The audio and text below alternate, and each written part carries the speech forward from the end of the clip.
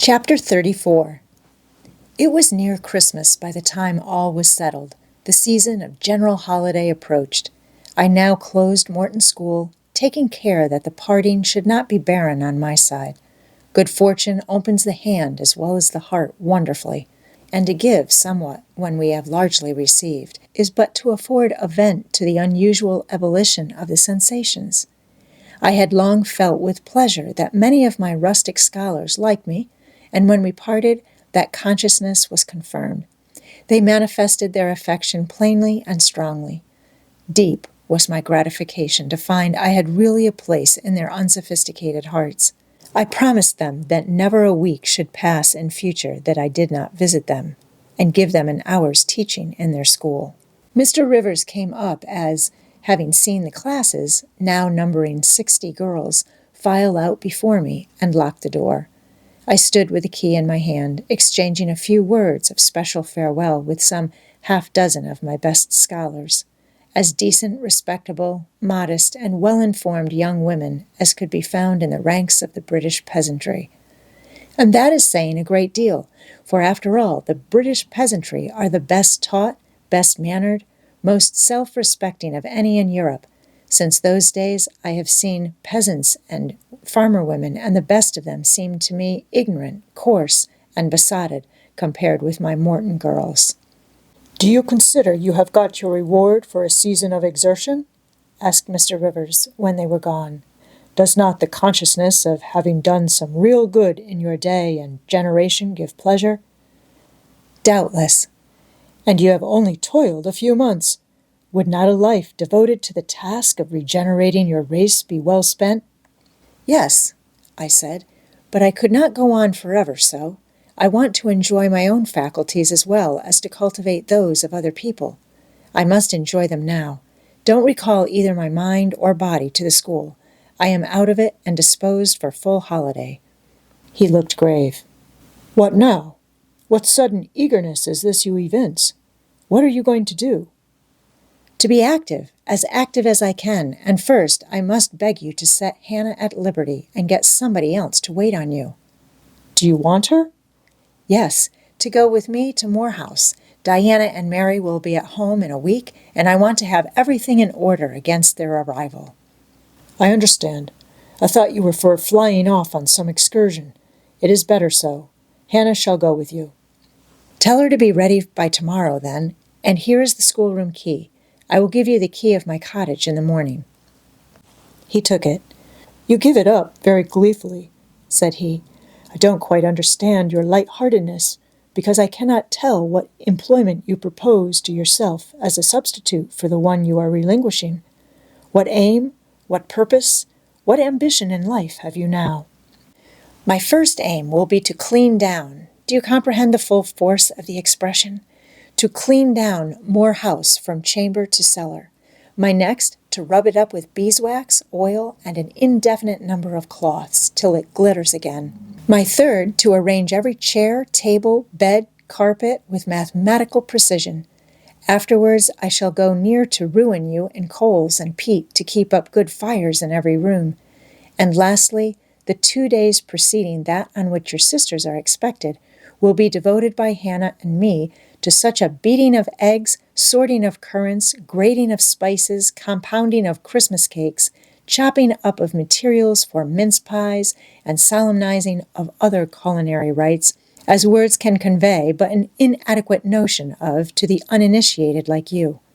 My purpose, in short, is to have all things in an absolutely perfect state of readiness for Diana and Mary before next Thursday, and my ambition is to give them a beau ideal of a welcome when they come." St. John smiled slightly. Still, he was dissatisfied. "It is all very well for the present," said he, "but seriously, I trust that when the first flush of vivacity is over, you will look a little higher than domestic endearments and household joys." "The best things the world has," I interrupted. "No, Jane, no. This world is not the scene of fruition. Do not attempt to make it so, nor of rest. Do not turn slothful." "I mean, on the contrary, to be busy." "Jane, I excuse you for the present. 2 months' grace I allow you for the full enjoyment of your new position and for pleasing yourself with this late-found charm of relationship. But then, I hope you will begin to look beyond Morehouse and Morton and sisterly society and the selfish calm and sensual comfort of civilized affluence. I hope your energies will then once more trouble you with their strength." I looked at him with surprise. "St. John," I said, "I think you are almost wicked to talk so. I am disposed to be as content as a queen, and you try to stir me up to restlessness? To what end?" "To the end of turning to profit the talents which God has committed to your keeping, and of which He will surely one day demand a strict account. Jane, I shall watch you closely and anxiously, I warn you of that, and try to restrain the disproportionate fervor with which you throw yourself into commonplace home pleasures. Don't cling so tenaciously to ties of the flesh. Save your constancy and ardor for an adequate cause. Forbear to waste them on trite, transient objects. Do you hear, Jane?" "Yes, just as if you were speaking Greek. I feel I have adequate cause to be happy, and I will be happy. Goodbye." Happy at Morehouse I was, and hard I worked, and so did Hannah. She was charmed to see how jovial I could be amidst the bustle of a house turned topsy-turvy, how I could brush and dust and clean and cook. And really, after a day or two of confusion, worse confounded, it was delightful by degrees to invoke order from the chaos ourselves had made. I had previously taken a journey to S. to purchase some new furniture, my cousins having given me carte blanche to effect what alterations I pleased, and a sum having been set aside for that purpose. The ordinary sitting room and bedrooms I left much as they were, for I knew Diana and Mary would derive more pleasure from seeing again the old homely tables and chairs and beds than from the spectacle of the smartest innovations. Still, some novelty was necessary, to give to their return the piquancy with which I wished it to be invested. Dark, handsome new carpets and curtains, an arrangement of some carefully selected antique ornaments in porcelain and bronze, new coverings and mirrors and dressing cases for the toilette tables answered the end. They looked fresh without being glaring. A spare parlor and bedroom I refurnished entirely with old mahogany and crimson upholstery. I laid canvas on the passage and carpets on the stairs. When all was finished, I thought Morehouse as complete a model of bright, modest snugness within, as it was, at this season, a specimen of wintry waste and desert dreariness without. The eventful Thursday at length came. They were expected about dark, and ere dusk fires were lit upstairs and below. The kitchen was in perfect trim, Hannah and I were dressed, and all was in readiness. St. John arrived first.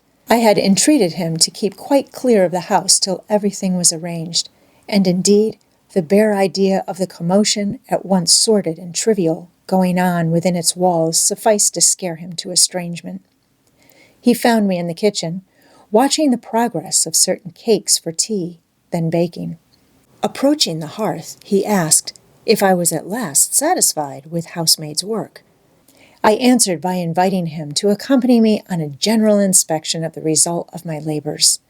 With some difficulty, I got him to make the tour of the house. He just looked in at the doors I opened, and when he had wandered upstairs and downstairs, he said I must have gone through a great deal of fatigue and trouble to have effected such considerable changes in so short a time. But not a syllable did he utter indicating pleasure in the improved aspect of his abode. This silence damped me. I thought perhaps the alterations had disturbed some old associations he valued. I inquired whether this was the case, no doubt in a somewhat crestfallen tone. Not at all. He had, on the contrary, remarked that I had scrupulously respected every association. He feared, indeed, I must have bestowed more thought on the matter than it was worth. How many minutes, for instance, had I devoted to studying the arrangement of this very room? By the by, could I tell him where such a book was? I showed him the volume on the shelf. He took it down, and withdrawing to his accustomed window recess, he began to read it. Now, I did not like this, reader. St. John was a good man, but I began to feel he had spoken truth of himself when he said he was hard and cold. The humanities and amenities of life had no attraction for him, its peaceful enjoyments no charm. Literally, he lived only to aspire, after what was good and great, certainly. But still, he would never rest, nor approve of others resting round him. As I looked at his lofty forehead, still and pale as a white stone, at his fine lineaments fixed in study, I comprehended all at once that he would hardly make a good husband, that it would be a trying thing to be his wife. I understood, as by inspiration, the nature of his love for Miss Oliver. I agreed with him that it was but a love of the senses. I comprehended how he should despise himself for the feverish influence it exercised over him, how he should wish to stifle and destroy it, how he should mistrust its ever conducting permanently to his happiness or hers. I saw he was of the material from which nature hews her heroes, Christian and pagan, her lawgivers, her statesmen, her conquerors, a steadfast bulwark for great interests to rest upon, but at the fireside, too often, a cold, cumbrous column, gloomy and out of place. This parlor is not his sphere, I reflected. The Himalayan ridge or African bush, even the plague-cursed Guinea coast swamp, would suit him better. Well, may he eschew the calm of domestic life. It is not his element. There his faculties stagnate. They cannot develop or appear to advantage. It is in scenes of strife and danger, where courage is proved and energy exercised, and fortitude tasked, that he will speak and move, the leader and superior. A merry child would have the advantage of him on this hearth. He is right to choose a missionary's career. I see it now. "They are coming! They are coming!" cried Hannah, throwing open the parlor door. At the same moment, old Carlo barked joyfully. Out I ran. It was now dark, but a rumbling of wheels was audible. Hannah soon had a lantern lit. The vehicle had stopped at the wicket. The driver opened the door. First one well-known form, then another stepped out. In a minute I had my face under their bonnets, in contact first with Mary's soft cheek, then with Diana's flowing curls. They laughed, kissed me, then Hannah patted Carlo, who was half wild with delight, asked eagerly if all was well, and being assured in the affirmative, hastened into the house. They were stiff with their long and jolting drive from Whitcross, and chilled with the frosty night air, but their pleasant countenances expanded to the cheerful firelight. While the driver and Hannah brought in the boxes, they demanded St. John. At this moment he advanced from the parlor. They both threw their arms round his neck at once.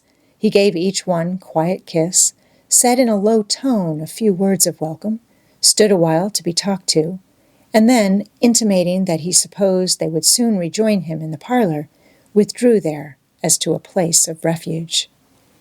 I had lit their candles to go upstairs, but Diana had first to give hospitable orders respecting the driver. This done, both followed me.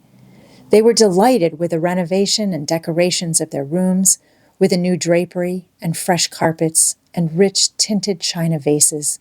They expressed their gratification ungrudgingly.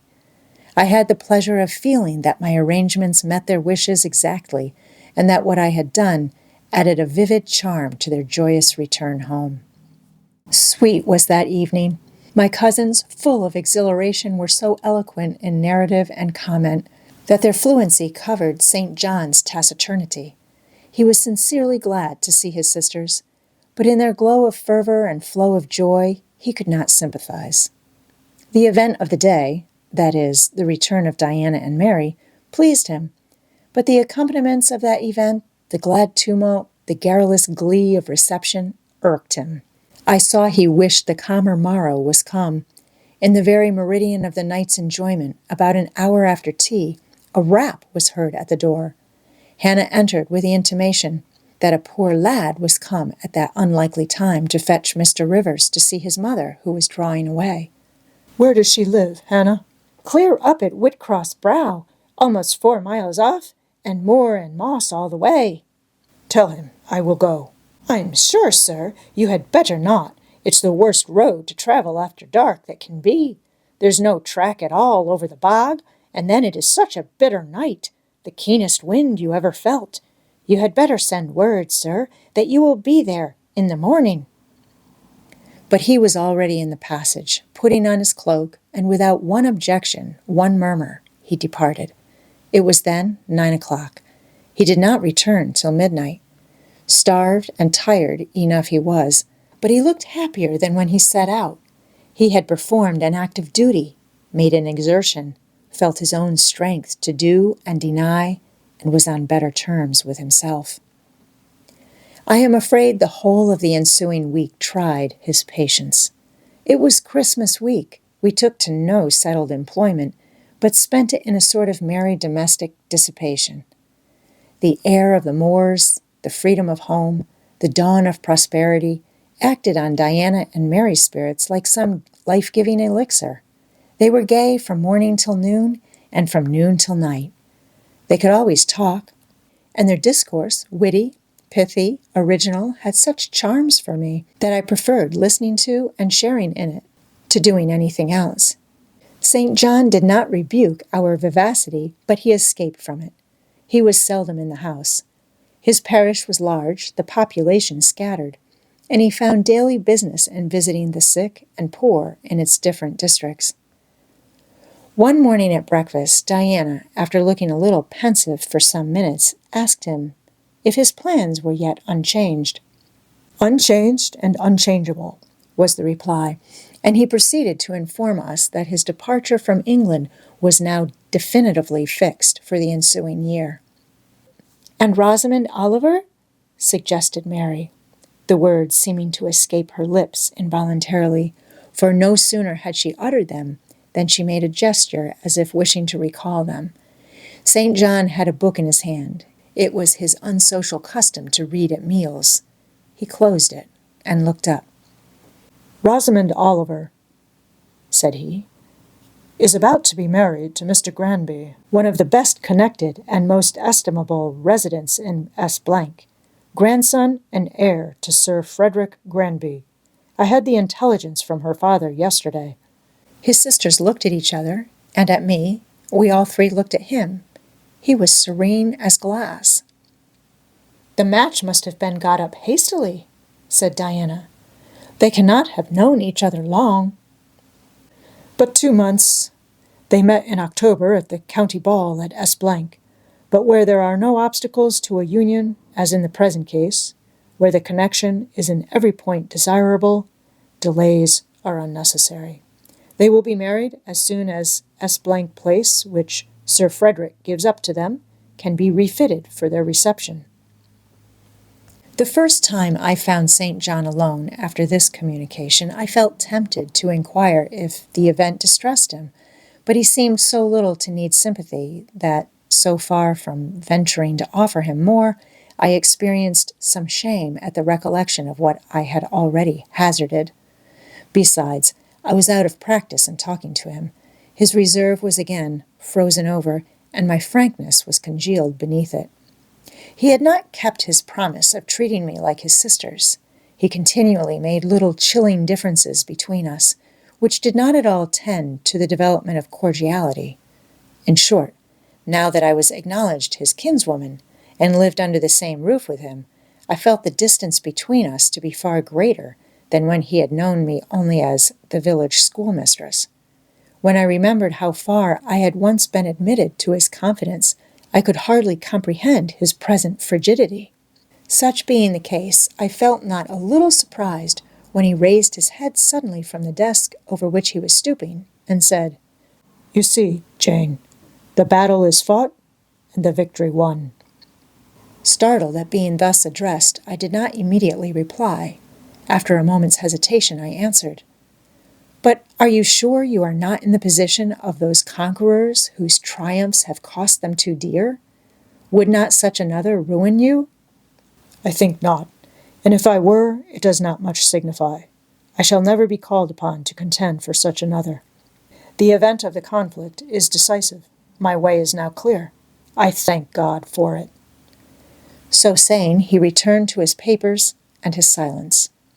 As our mutual happiness, i.e., Diana's, Mary's, and mine, settled into a quieter character, and we resumed our usual habits and regular studies, St. John stayed more at home. He sat with us in the same room, sometimes for hours together.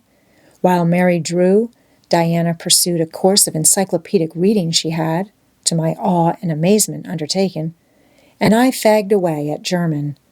He pondered a mystic lore of his own, that of some Eastern tongue, the acquisition of which he thought necessary to his plans. Thus engaged, he appeared, sitting in his own recess, quiet and absorbed enough, but that blue eye of his had a habit of leaving the outlandish-looking grammar and wandering over and sometimes fixing upon us, his fellow students, with a curious intensity of observation. If caught, it would be instantly withdrawn. Yet ever and anon it returned searchingly to our table. I wondered what it meant. I wondered, too, at the punctual satisfaction he never failed to exhibit on an occasion that seemed to me of small moment, namely, my weekly visit to Morton School. And still more was I puzzled when, if the day was unfavorable, if there was snow or rain or high wind, and his sisters urged me not to go, he would invariably make light of their solicitude and encourage me to accomplish the task without regard to the elements. "Jane is not such a weakling as you would make her," he would say. "She can bear a mountain blast or a shower or a few flakes of snow as well as any of us. Her constitution is both sound and elastic, better calculated to endure variations of climate than many more robust." And when I returned, sometimes a good deal tired and not a little weather-beaten, I never dared complain, because I saw that to murmur would be to vex him. On all occasions, fortitude pleased him. The reverse was a special annoyance. One afternoon, however, I got leave to stay at home because I really had a cold. His sisters were gone to Morton in my stead. I sat reading Schiller, he deciphering his crabbed Oriental scrolls. As I exchanged a translation for an exercise, I happened to look his way. There I found myself under the influence of the ever-watchful blue eye. How long it had been searching me through and over, I cannot tell. So keen was it, and yet so cold. I felt for the moment superstitious, as if I were sitting in the room with something uncanny. "Jane, what are you doing?" "Learning German." "I want you to give up German and learn Hindustani." "You are not in earnest." "In such earnest that I must have it so, and I will tell you why." He then went on to explain that Hindustani was the language he was himself at present studying, that as he advanced he was apt to forget the commencement, that it would assist him greatly to have a pupil with whom he might again and again go over the elements, and so fix them thoroughly in his mind, that his choice had hovered for some time between me and his sisters, but that he had fixed on me because he saw I could sit at a task the longest of the three. Would I do him this favor? I should not, perhaps, have to make the sacrifice long, as it wanted now barely 3 months to his departure. St. John was not a man to be lightly refused. You felt that every impression made on him, either for pain or pleasure, was deep-graved and permanent. I consented. When Diana and Mary returned, the former found her scholar transferred from her to her brother. She laughed, and both she and Mary agreed that St. John should never have persuaded them to such a step. He answered quietly, "I know it."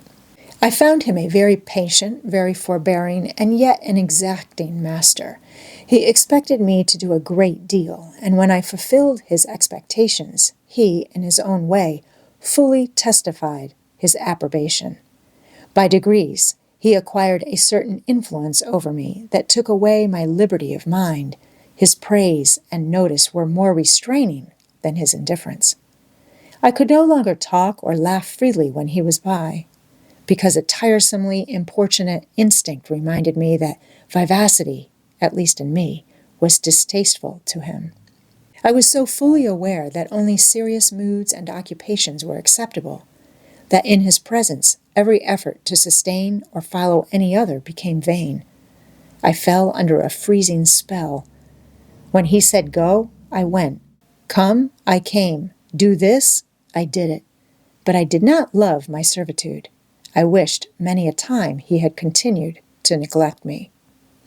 One evening, when at bedtime his sisters and I stood round him, bidding him good night, he kissed each of them, as was his custom, and as was equally his custom, he gave me his hand. Diana, who chanced to be in a frolicsome humor, she was not painfully controlled by his will, for hers in another way was as strong, exclaimed, "St. John, you used to call Jane your third sister, but you don't treat her as such. You should kiss her too." She pushed me towards him. I thought Diana very provoking and felt uncomfortably confused, and while I was thus thinking and feeling, St. John bent his head, his Greek face was brought to a level with mine, his eyes questioned my eyes piercingly. He kissed me. There are no such things as marble kisses or ice kisses, or I should say my ecclesiastical cousin's salute belonged to one of these classes, but there may be experiment kisses, and his was an experiment kiss. When given, he viewed me to learn the result. It was not striking. I am sure I did not blush. Perhaps I might have turned a little pale, for I felt as if this kiss were a seal affixed to my fetters.